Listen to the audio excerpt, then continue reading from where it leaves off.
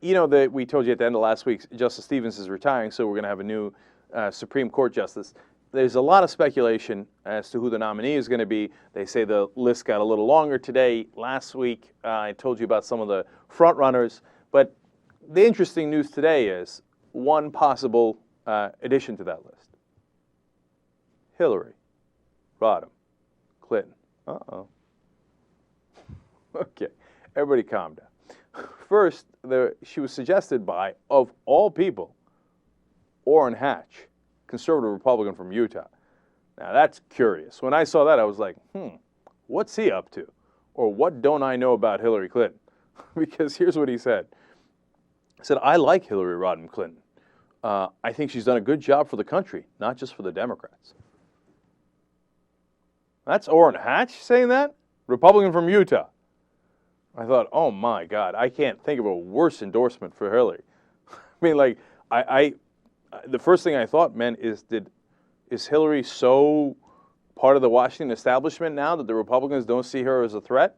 That they see, like, oh, no, she'll protect corporate interests. Let's put her in there. She'll be better than the other, Democrats, liberals, progressives that Obama might nominate. Okay, now, I think Hatch would be wrong. If you ask me, and you shouldn't just be against Hillary because Hatch is for her, right? My guess is if you ever put Hillary on the Supreme Court and you were the Republicans, you'd probably live to regret it. Okay, my sense is that once she doesn't have to deal with the political deals, et cetera, is Hillary Rodham Clinton an actual liberal? And I'm just guessing here because it's so hard for politicians.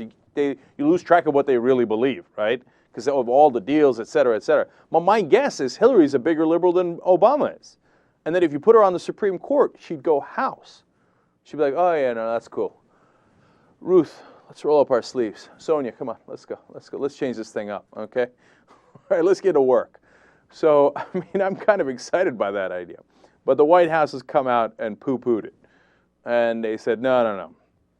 That's not going to happen. She's a great, Secretary of State. She's going to remain Secretary of State.